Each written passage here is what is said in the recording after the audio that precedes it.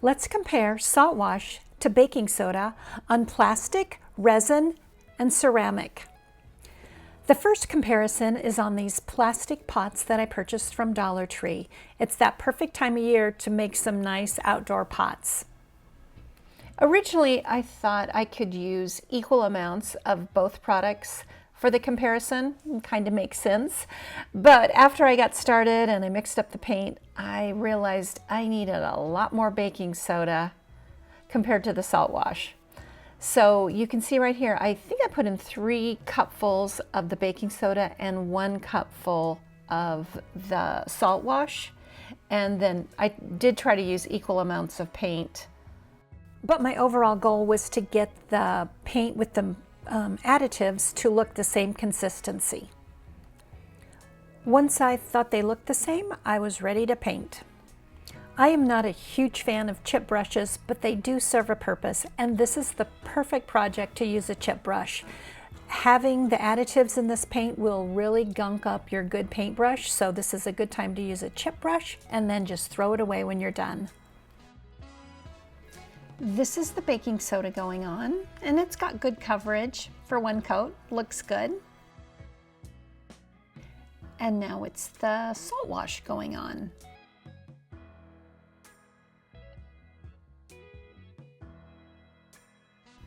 After 1 coat and letting the paint dry, comparing them side to side, the coverage is a little better on the Saltwash, but look at the baking soda. It's a little bit yellowed. And throughout the whole video, the baking soda is always on the right, Saltwash on the left. For added texture, for coat number 2, I applied the paint in a crisscross pattern.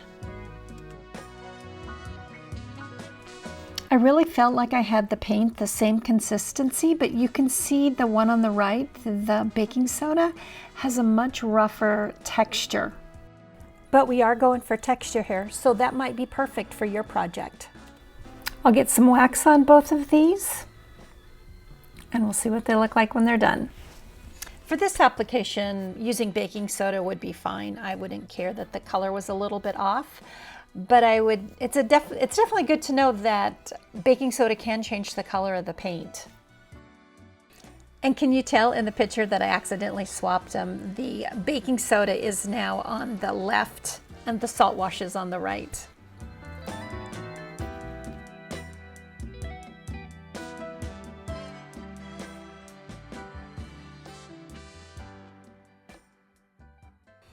Next are these 2 resin wall hangings.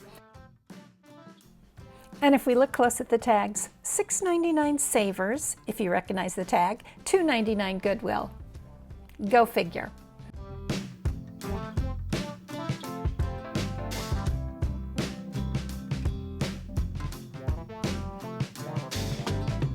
We are going to paint these, and this is really going to be just texture. I actually don't even paint. I more pounce with the brush to get the paint on, and I started with a darker blue, and then I just added a white to it to lighten the paint as I went, to give this more dimension so all the paint wasn't the same. You'll see what I'm talking about. You chase out love was on the run.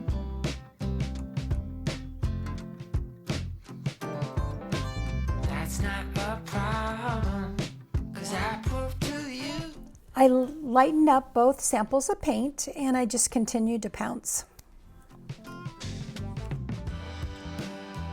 I love you more than words can say. Yeah, baby, reach it everywhere. This is that point in a project where you go, oh man, what have I done? This is not looking good. But stay tuned, it gets better.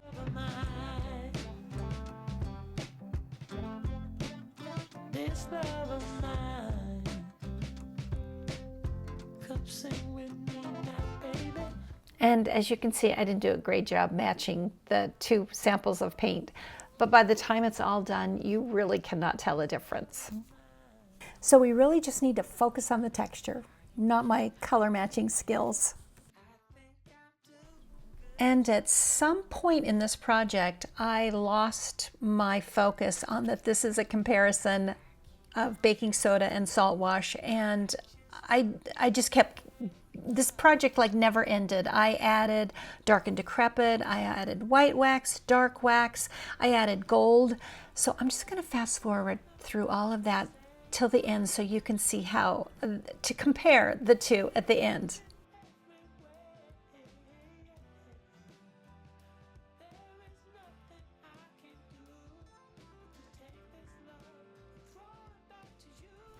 She has a moment of clarity and remembers why she's doing the video. She's going to compare the two.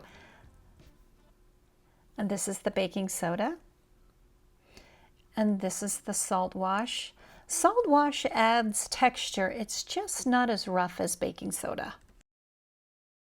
But of course, I still wasn't done, so the process continued. Here I'm adding the golden ticket. And of course it needed just a little white wax.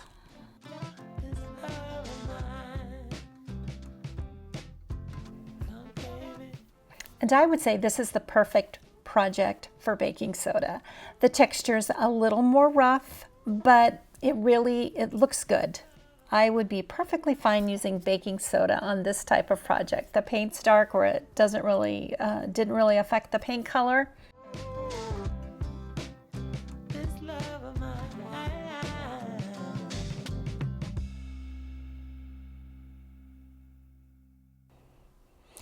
Now the next comparison is where it really got interesting and frustrating, and let's see, what other adjective can I use?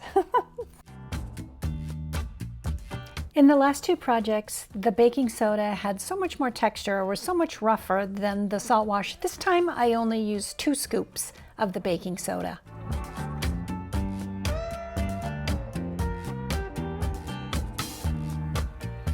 And this is the baking soda going on the pitcher.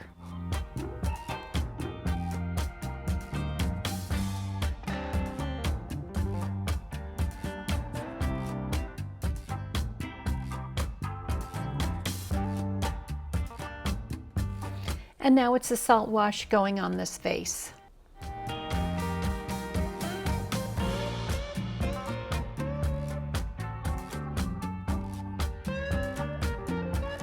I get the vase all painted, the pitcher is dry, and so I'm now going to go do the second coat on the pitcher. I wasn't going to film it because I really didn't expect anything to happen. And then, of course, the paint started to lift. So then I put my camera on, and you could see how the paint was just coming off. So I try to get all the paint off that's going to come off, and I'm going to try it again. And since I'm putting on a textured paint, I wasn't worried about getting this thing perfectly clean with all the old paint off. And I painted again. I let it dry, and then I'm kind of like testing it out to see, can I do a second coat of paint? It all looks good. I can't brush it off, so I think I'm good. Now we know it's chalk paint, and when chalk paint gets wet, it can reactivate. So I'm trying to kind of go gingerly as I paint, and we'll see what happens.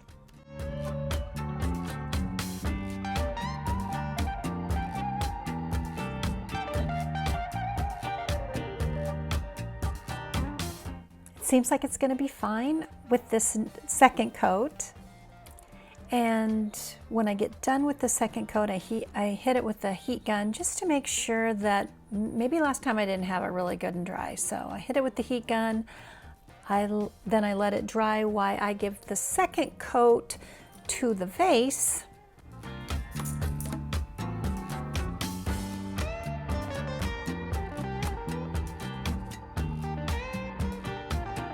And the second coat with the salt wash, it went on fine. When I go back to the vase, the top of the vase really hasn't gotten a second coat yet. So I'm just kind of testing it out before I apply that second coat to the top of the vase.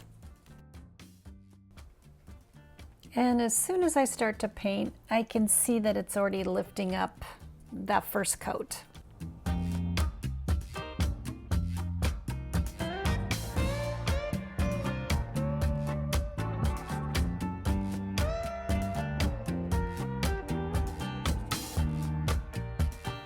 So I wipe off the part that's lifting, and then I get all that off, and then I just hit it with the heat gun again because I think I'm not letting it dry good enough.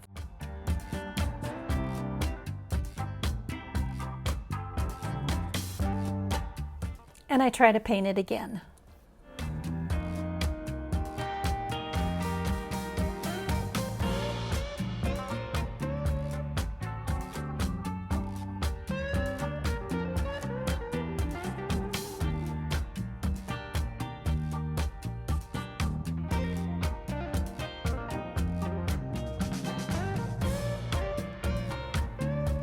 And it starts lifting again, and I'm totally frustrated. So I'm done with the baking soda.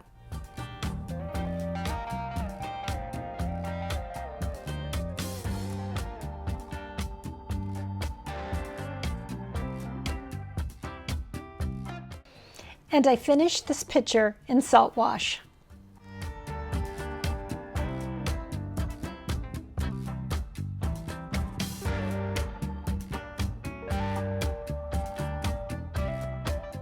I let it dry and do coat 2. No problems, thank goodness. And I covered the whole vase, top to bottom, in a coat of the Saltwash mixture. One thing that's really nice about Saltwash is that when it does dry, it is so hard, you can sand it. And so, as you can imagine, this vase was it was bumpy. But anyway, I sanded it and then it turned out fine.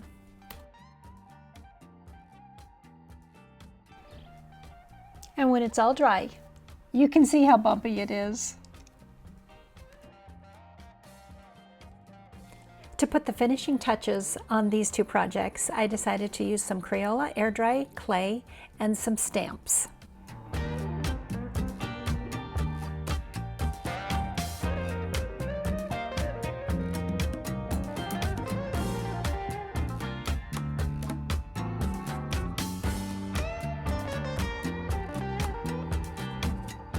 One tip I can give you about putting a stamp into clay is to do it before you put it on your project. Right here, I did it afterwards, and the impression did not come out nearly as good as the one where I put it on here and then put it on the project.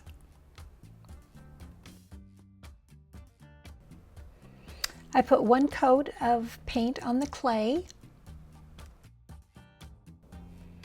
And here's a shot of my helpers for the day. They love sitting out in the garage with me when I'm working out there. Since I was using chalk paint, I needed to use some wax to seal it. So here is the clear wax.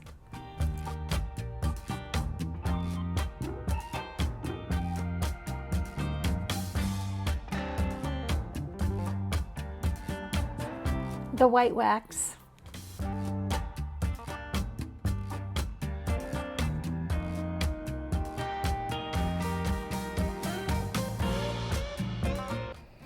And here they are, both completed.